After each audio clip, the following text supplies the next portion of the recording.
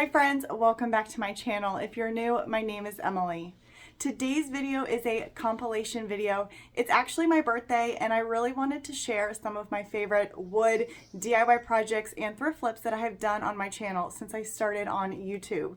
So I picked 10 of my favorites. I went through all of my videos and I'm going to share my 10 favorite projects that I have done since I started. So it's going to be kind of a longer video. Stick around and let's get started on these projects.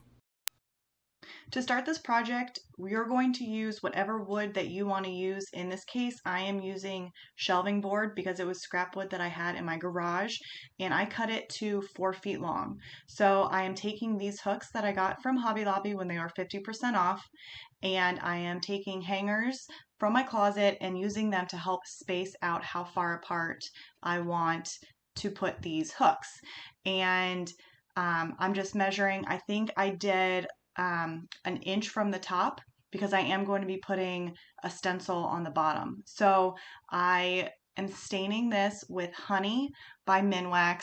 It is the same stain that I have throughout my laundry room, so I wanted to keep it consistent. And I stained everything except for the back side because it's going to be up against the wall.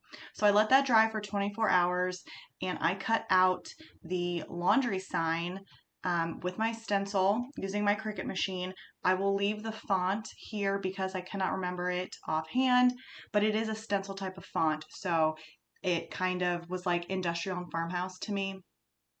So with using the stencil vinyl, which is my favorite thing to use, which I will link, it is super easy to apply. I measured to make sure that it was in the middle, and I'm using the transfer tape from Expressions Vinyl, which I will link. One thing I do, instead of using Mod Podge when I have a stained surface, I use polyacrylic to seal my stencil in before I add paint to prevent bleeding. Mod Podge never worked for me. I know it works for a lot of people, but so far this polyacrylic has worked perfectly for me every single time to avoid bleeding. So I do a thin layer and I let it sit for an hour, and then that is when I'm going to apply the paint. So I am using ink chalk paint by Waverly, and I'm doing not a super thin coat, but not a super heavy coat, and I'm just painting it on. I only have to do one coat because it is such great coverage. I love this black chalk paint, and I do not let the paint dry before I lift the stencil. I lift the stencil right away because I don't want any flakes to happen when I'm lifting it off. To me, if the paint is still wet when I'm lifting the stencil, I won't have any chipping or flakes coming off of the paint, if that makes any sense. So I remove the stencil, I let it dry thoroughly, and then I do a thin spray of the polyacrylic to clear coat it, because I am going to be having clothes rub up against the word laundry, and I just don't want anything to rub off. So I just attach the hooks, and because I had silver hooks, I'm using Bark Brown acrylic paint, and I'm going to dab on a little bit of the black ink chalk paint to kind of blend it all in. So all of that is done. Everything is fully dried. I add D-hooks to the back of the shelving board, and then I get to measuring. I am horrible at this. I always have my husband do it, but he was out of town, so I tried this trick and it worked. So I took painter's tape and I put it all across the back, and I made sure that I marked the holes with a Sharpie where the D-hooks were. And then I picked up the painter's tape and I put it on the wall. I got it to where I wanted. I made sure that where the holes were the same width to the ceiling.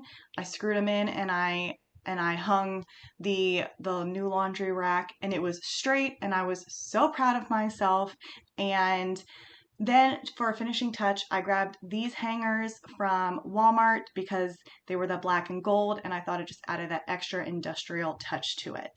And I hope you guys like this. I cannot wait to start drying my clothes from that instead of the thing that I had before. This is going to create so much more space in my small laundry room.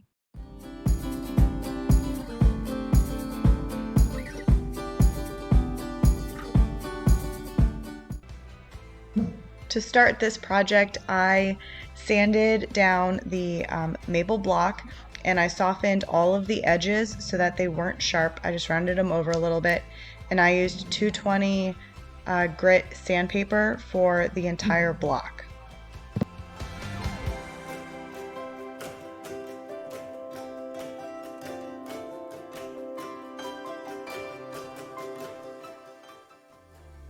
I stained the top and sides of the wood block with dark walnut by Minwax, and I also stained the feet with the same stain. I did not stain the bottom because I am using wood glue to adhere the feet to the block, and wood glue works best when you do not have like a stain or paint in between your pieces. So I applied the wood glue, I let it sit for like 20 or so minutes before I flipped it over and let it dry overnight, and then I stained the bottom part of the block. I wanted to add a grain sack stripe, and I'm gonna try and explain this because I know I didn't do it as probably as easy as I possibly could have, and I probably made it more difficult for myself, but I found the center of the wood block and I did the larger strip of painter's tape that I have, and then I took a skinnier piece of painter's tape and I just kind of guessed the size strip that I wanted for the top and the bottom, and I tried to make them as even as possible, and I made sure that the painter's tape went down both sides of the wood block so the sides were also painted and it wasn't just the top. So once I got the painter's tape even and smooth, then I painted those stripes with the Waverly chalk paint with the color ink, and I only had to use one coat because it has such great coverage.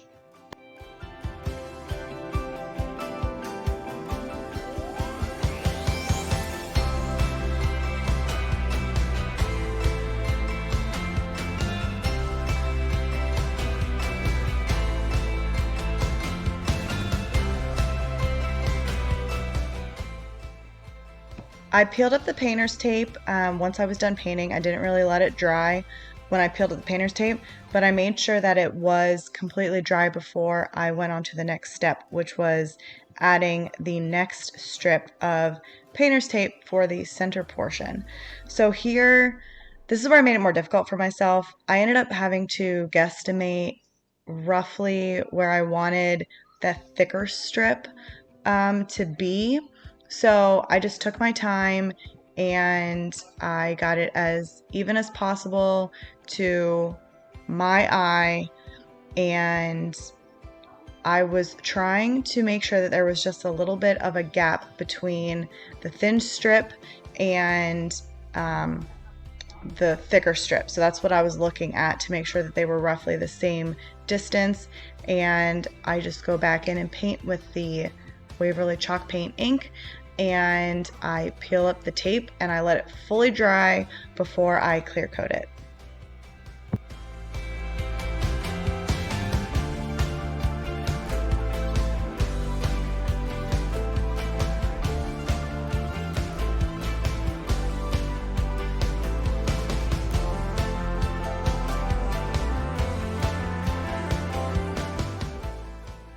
So I forgot that I lightly distressed this piece before I clear coated it.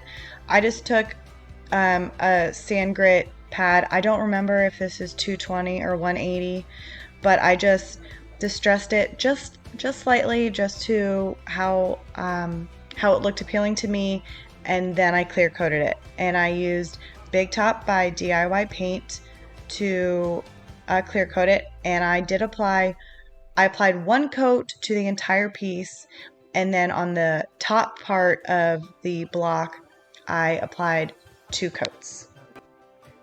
And I was nervous that the Big Top was going to smear the chalk paint when I applied it, but it didn't. It worked perfect. But if you are worried that it's going to smear, then just do a light spray of a poly coat before you apply your clear coat with a paintbrush.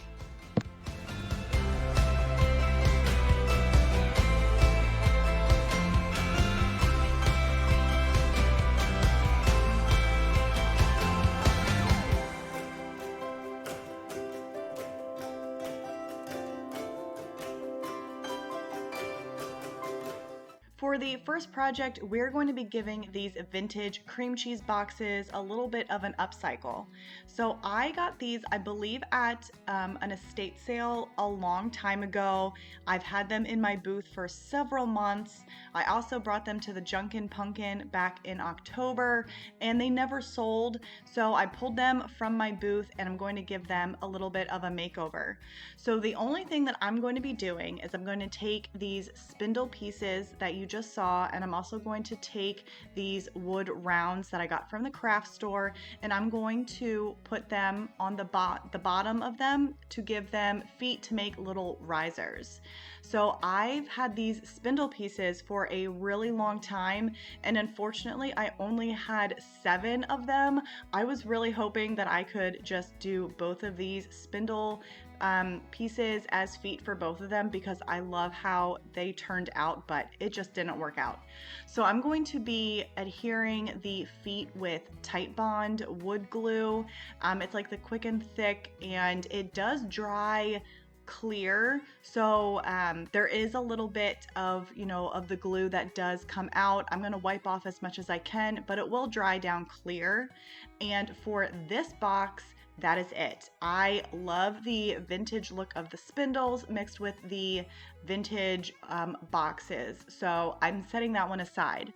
For these feet, I am going to paint them black. I'm just using Waverly's black chalk paint. I believe it's the ink color.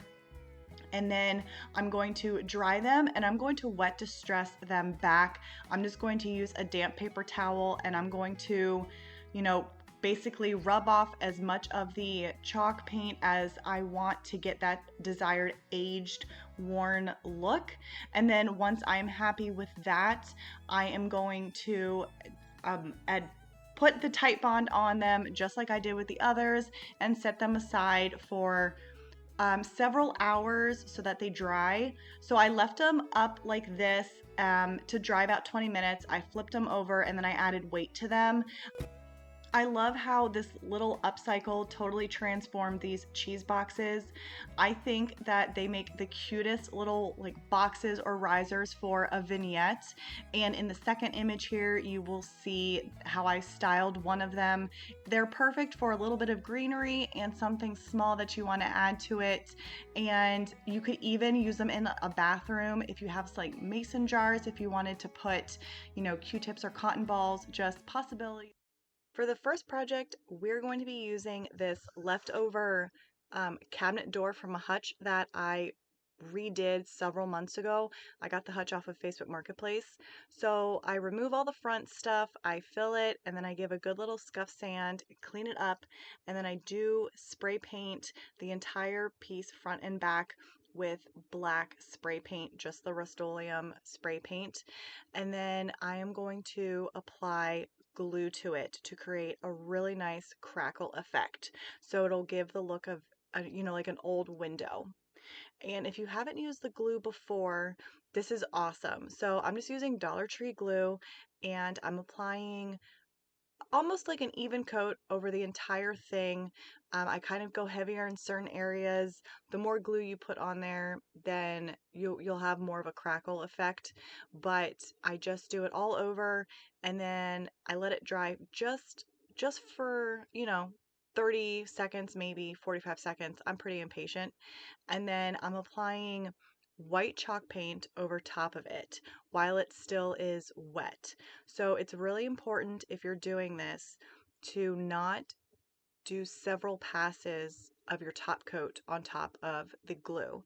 So you want to do maybe 1 or 2 passes. You can see I'm trying to only do 1 or 2, and I'm trying to do a thick coat so that it will look pretty even. And once I have the chalk paint all over the frame, I'm going to apply heat to it so that it will enhance the crackle effect, speed up the crackle effect, and speed up the dry time of the item. So I love my heat gun. I will link it in the description for you. But if you don't have a heat gun, a hair dryer will work perfectly fine, because that's what I used before I got this heat gun. And you can see here how just applying the heat, you can see the crackle happen in front of your eyes. It is so cool. And that's why I did the black base because I didn't want that yellowy wood to show through. If it was stained a different color, I would have kept it that color. So I'm adding chicken wire to the back of it, and I'm just attaching it with the staples with my staple gun. And I do apply like the protective feet to the back of it as well, because I am going to apply D-hooks to it so that it can be hung up. And then I grabbed this lamb's ear wreath. I've had it for a while, but I did get it from Hobby Lobby when it was, 50% off. So it was only like, I don't know, a couple bucks. It's a great deal. And I apply the D-hooks to the top of it so it can be hung up, and this piece is done.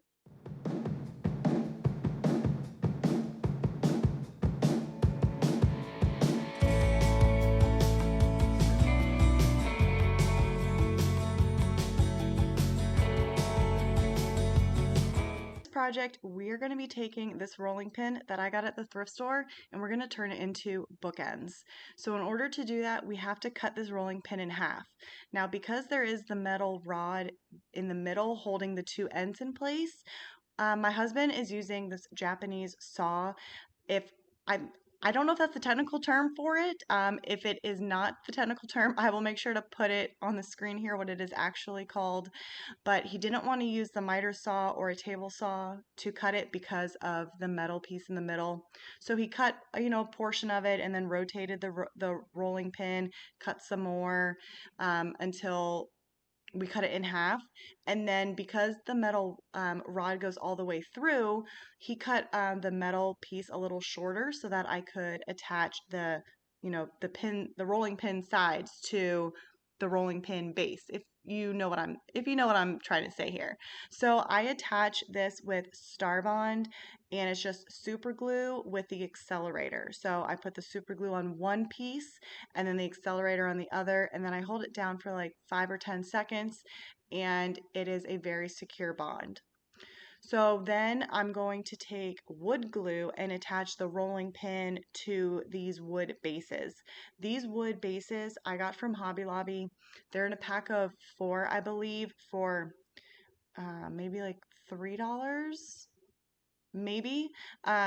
So they're in like the unfinished wood section, and I stained these an espresso brown a really long time ago, and I never ended up doing anything with them. So I'm crafting through my stash with this video for sure.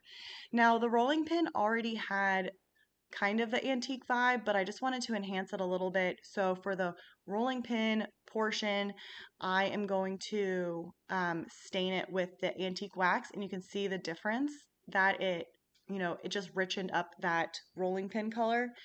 And then the base, I'm painting black, like black chalk paint, and then I'm also going to paint the what are these called? The handles, the rolling pin handles. I mix the chalk paint with water so it's a looser mixture, and then I paint the handles, and while it is still wet, I wipe it off so that it's more of like a washed look and a distressed look without having to sand it. So once I get that done and I let them dry, I decided I wanted to add something else to the rolling pin itself. And I'm just using, it's the letterpress stamp set by IOD, and I'm doing number 1 and number 2 on the sides of the rolling pin, or both of the rolling pins. And I sealed up the base with polyacrylic, and I forgot to, or no, I sealed it with the antique wax instead of polyacrylic, and I forgot to show that. But I really hope you guys like this one, and let me know what you guys think.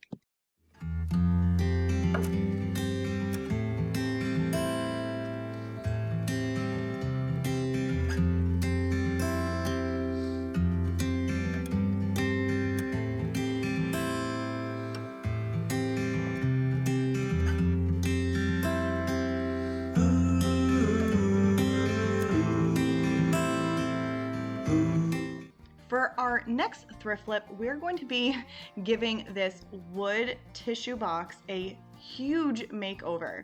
This is actually my favorite this has to be probably my favorite that I have done in a while. I got this from, I believe, the thrift store, again, a really long time ago. It has sat in my stash of items to make over for probably at least 6 months. I had some ideas, and then when I would take it out, it just didn't happen. So I would always put it back. So what I did was I took the tissue box outside. I gave the entire tissue box a good scuff sand. I made sure that hand painted or transfer, I'm not sure what it was, that image was as smooth as possible. And then I'm giving this tissue box a good thick coat of this Antebellum Blue by Dixie Belle.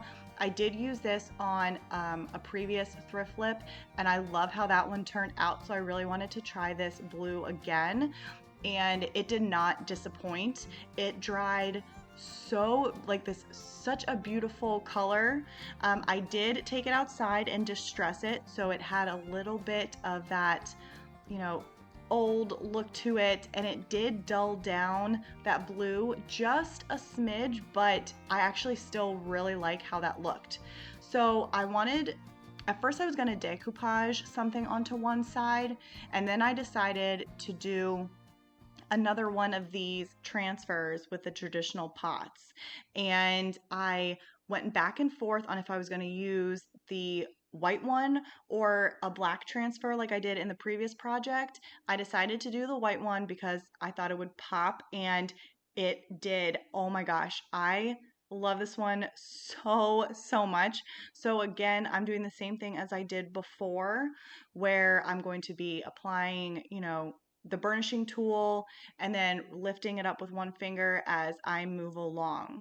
And I did just want to say that if you didn't see my post on the community tab last week, I think it was last week, I have finally, after several years, I have finally started posting items back to my Etsy page, Wood, Wine, and Crafts. I will have the link in the description of this video in case you are interested. So all of these items, as well as items that I recently thrifted over the weekend, will also be up there. I just wanted to point that one out, and I'll talk about that one later as well. So once that transfer was dry, I brought it outside, and I'm using the matte clear, which is the same thing I used on the other piece. And I did, I believe, 3 light coats of the clear matte spray. And like I said, I just love how this piece turned out. I know it's a tissue box, but it could also be used as something else. My friend had suggested you could even put... And we're gonna move right into this next project. You guys have seen me using these leftover cabinet doors in several of my videos. I only have a couple left, and all of the other ones have gone into my booth, but this one I am making for myself. So this one, so like I was saying, this cabinet door is the last one. Nope, I have one more from my front room hutch that I redid, and I had this brick. I don't even know really like what the backing of it is. My sister-in-law was using it for a faux fireplace, and she had leftover pieces of this brick. She did grab it from Hobby Lobby, or not Hobby Lobby, oh my goodness. She got it from Home Depot, and she gave it to me to use the rest of it. So what I decided to do is I'm gonna make like a faux planter for my front porch. So I wanted to remove the glass, and then I'm going to remove those strips of wood that were holding the glass in place, and then I'm gonna paint this cabinet frame before I attach everything, because I learned my mistake from last time where I attached everything and then I tried to paint, and this is gonna be so much easier. So my decor is kind of like modern farmhouse meets vintage, so I decided to paint this black, and I'm using, I believe this is Midnight Sky by Dixie Belle. I love this color. This is the color of my hutch in my front room.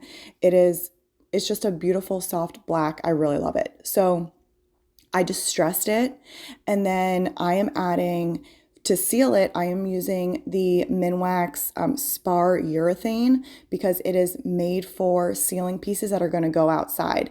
And my front porch is not, it's covered, but it's still, the elements are still going to get to it. So I did one good thick coat of the Spar urethane.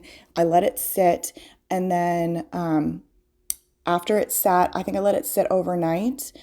Before I get to that, so this piece right here, I ended up getting at the thrift store, and it fit perfectly the length of the cabinet. So it kind of just worked out that this piece is going to attach to the bottom of the cabinet for my faux planter. So it already had a white coat of paint, but it was like really dirty. So once I cleaned it up, I am just using this Farmhouse White by Behr.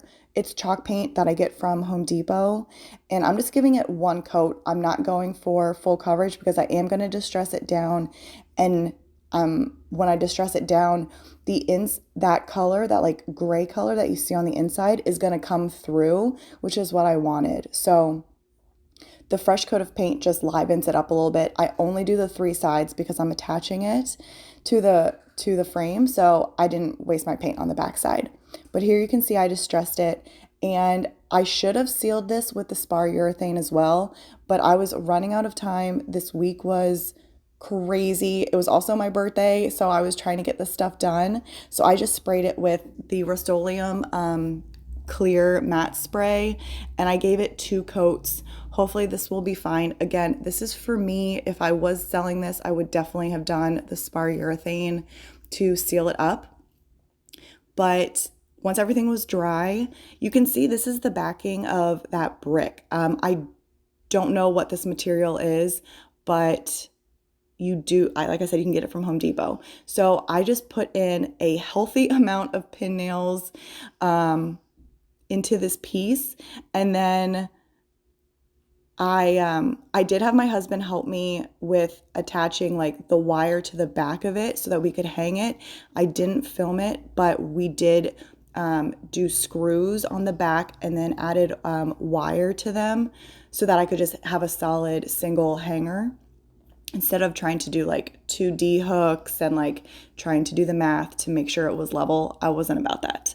So I am laying everything out now, and I grabbed these numbers from Hobby Lobby. They were like $99 a piece, or like $1.25 a piece.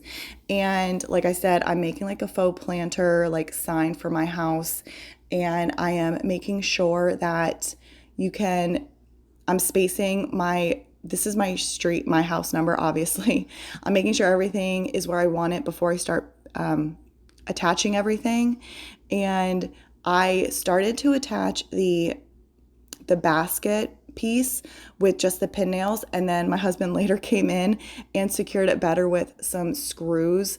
I didn't even really think about the fact that the pin nails may just not hold it very well because it's going to have faux greenery in it, so I wasn't really thinking about it. But he did put 2 screws into the base part as well for a more secure hold.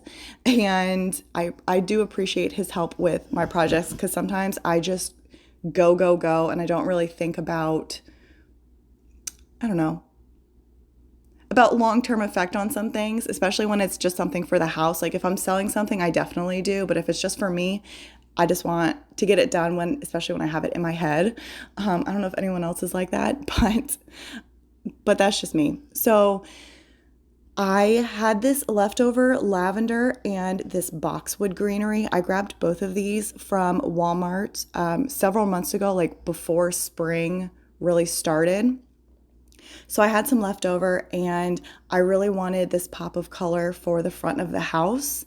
And what I really like is that I can change this out for different seasons. Like for the 4th of July coming up, I just see like a bunch of flags in there with some just greenery, like not the lavender. So I'm really excited to do that, because I do have some planters with with plants outside, but I really like that I'll be able to decorate more for the seasons as well with this piece.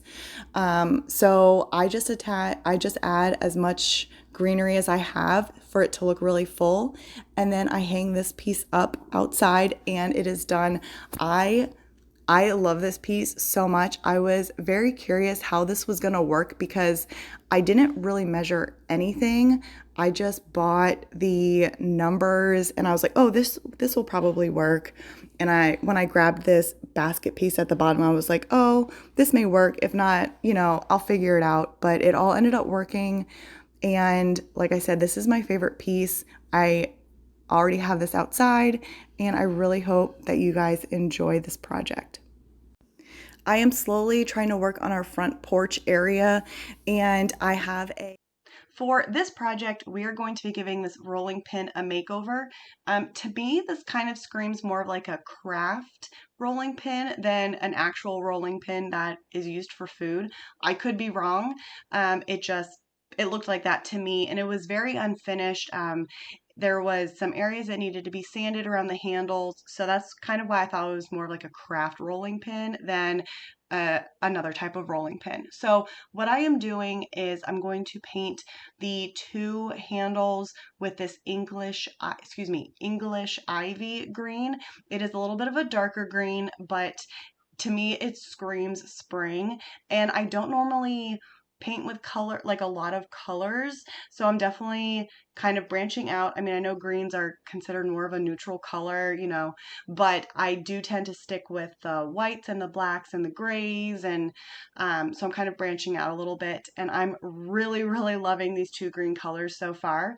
So once the handles are dry, I am going to apply antique wax to the middle portion of this rolling pin. You could stain it. You could use Dark and Decrepit by DIY. If you don't have any of these, you can always just water down some brown paint to get like a faux stain, to get the color that you are looking for. So there are a lot of options if you want to do a stain or a faux stain on this. I like doing the antique wax because it dries really fast, and I really love the brown color of this antique wax over some other stains and paints and stuff like that. So once everything dried, I did take it outside and I used my detail sander to give it a good sand. Parts of it sanded off a little bit more than I wanted, but that's okay. It's rustic. So I am going to be using this IOD stamp, and I'm just going to roll the rolling pin across it.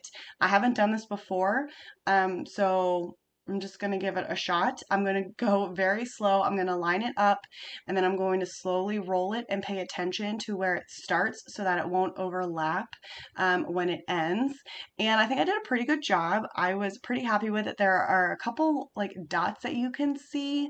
I'll show you right here. I also really love the script on here. Those are the dots that you can see at the bottom, but that's okay. I'm fine with it. So once that dried, I did, instead of using like a polyacrylic or another sealer, I am just using that same antique wax that I used on the middle part of the rolling pin. I am using that to seal in the handles because it just enhanced that green, and it wasn't going to make it shiny. I didn't really want to use a polyacrylic or anything because it would make it too shiny. So I went with that as the sealer. I really like this one. I don't do a lot of rolling pins, so you'll have to let me know what you guys think.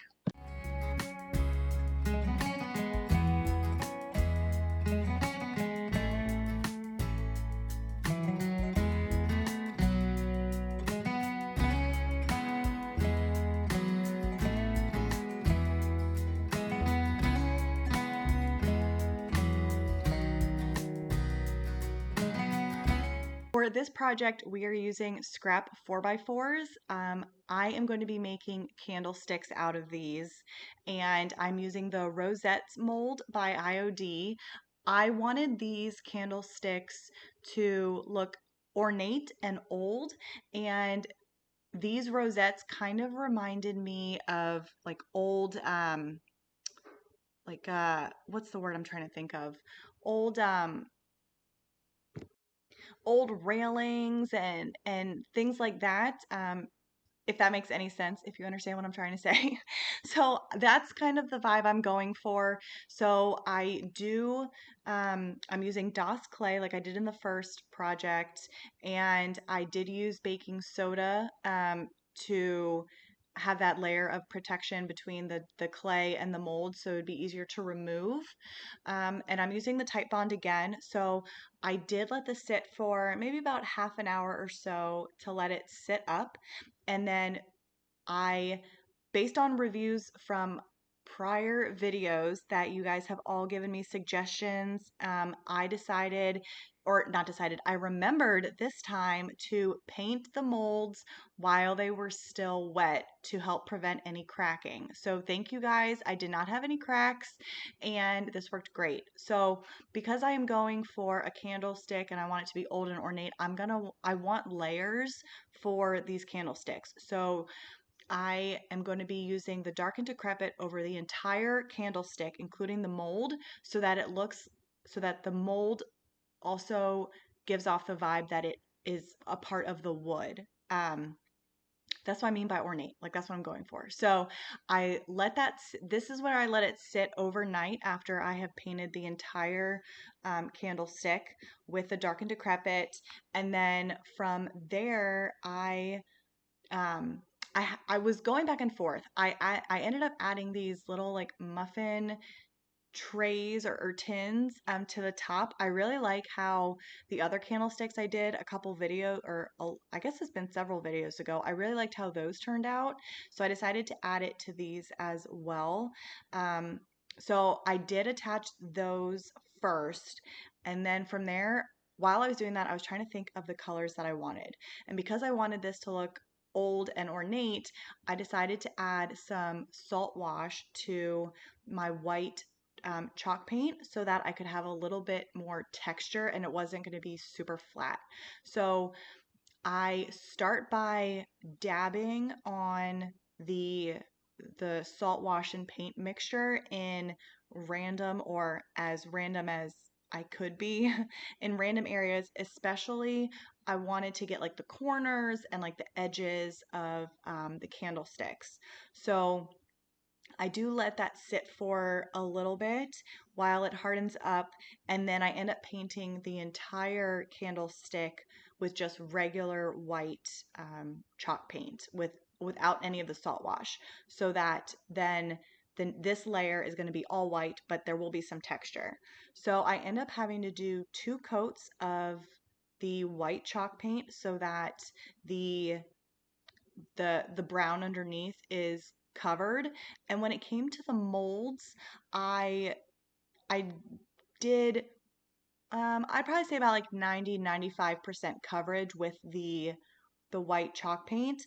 And I wasn't going for full coverage because again, I am wanting this to look old, so because there's going to be layers, I didn't mind if some of the brown was, faux wood would be poking through. So I did the 2 coats, I let that sit, and then I decided that I was going to do 2 different colors of chalk paint to kind of add the extra layer of color, but I'm going to be dry brushing them on.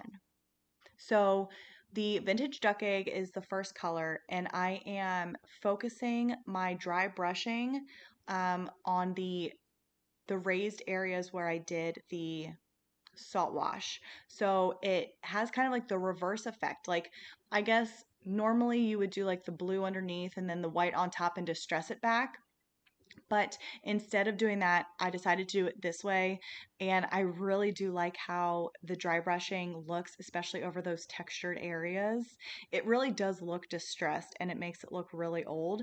And I did the same dry brushing on the molds as well. So you can see some of the wood and then the white and then the blue. And then I'm adding this celery color green. It complements that blue really well, and I'm just doing a very, very little amount on in the same areas, but less of the green is coming out, and it kind of just has that, I don't know, it just complements the blue and the white really well. I am so happy with how these turned out. I did end up sealing them with white wax. And then I believe if I remember correctly, because I did this over the weekend. After I did the white wax, I do decide to add a little bit of the black wax onto, well, I was focusing on just the molds because I wanted it to look a little bit older. And then I really liked how that looked. So then I focused the rest of the black wax onto the raised areas of the salt wash as well, so that it had even more of that worn old look. And I love how these turn out. So you guys are going to have to let me know what you think of this one too.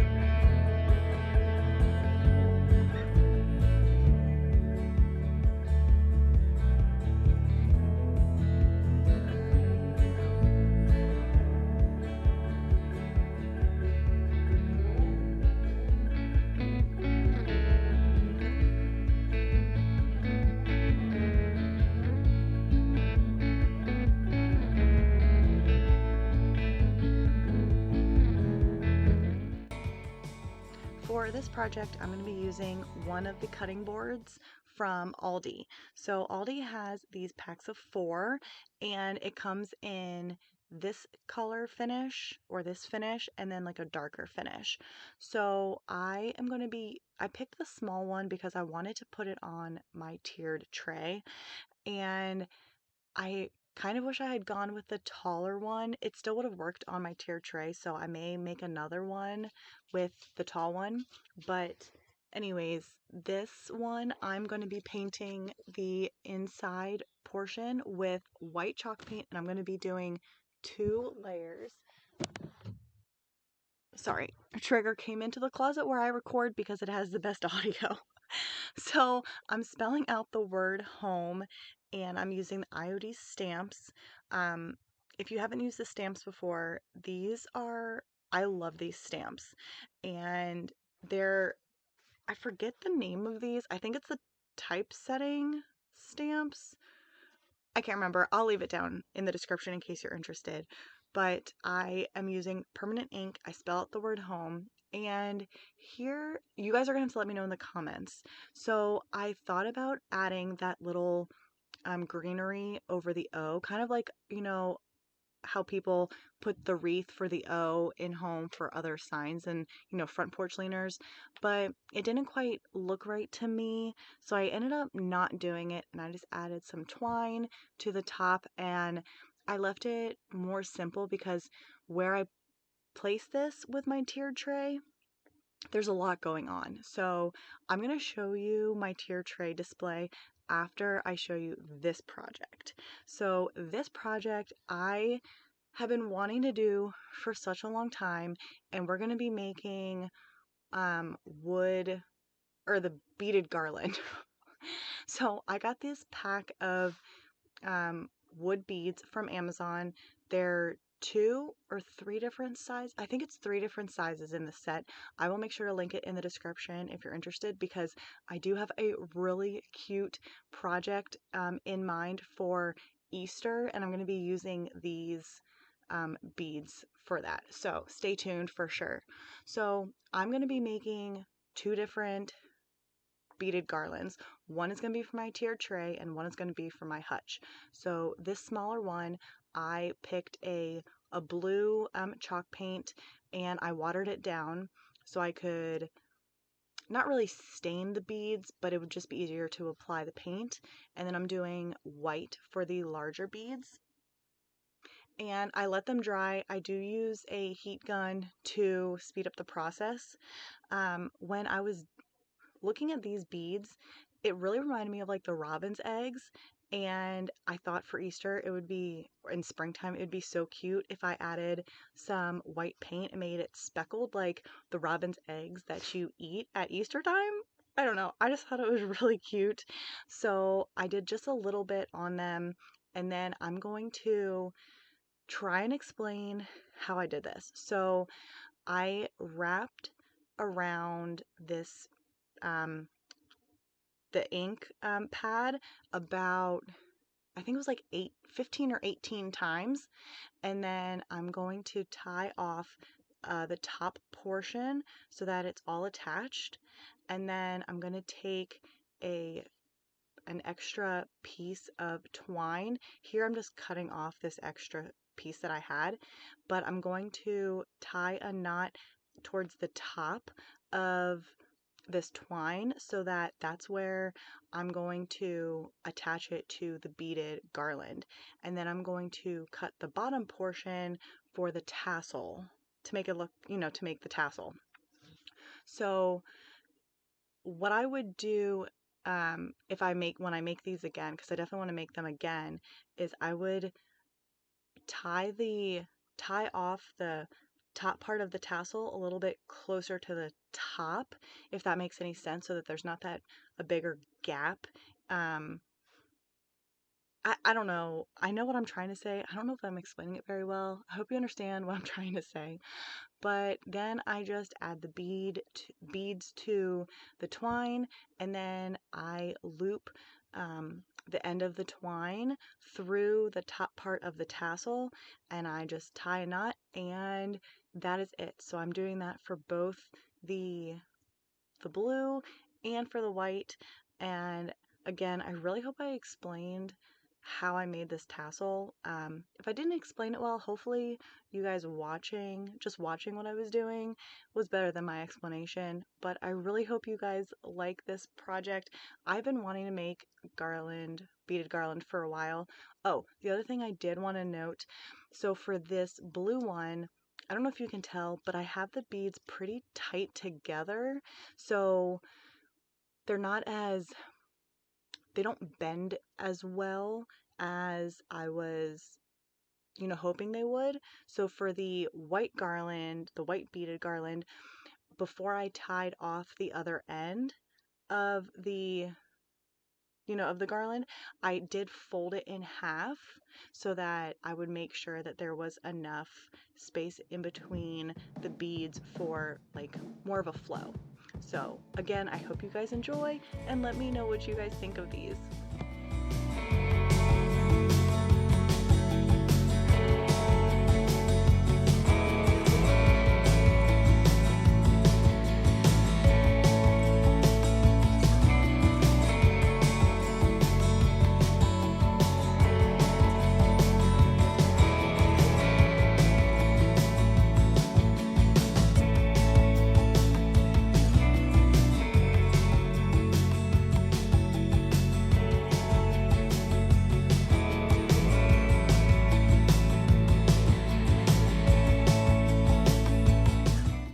I hope you all liked this video, and if you remember some of the projects that I did, the earlier ones, let me know in the comments. And of course, always let me know which one was your favorite. I love hearing from you guys, and I really appreciate all of the likes and the comments that I do get on my videos. It really helps me continue to share on YouTube, so I appreciate it. I hope you guys have a great rest of your week, and I will see you all in my next video. Bye guys.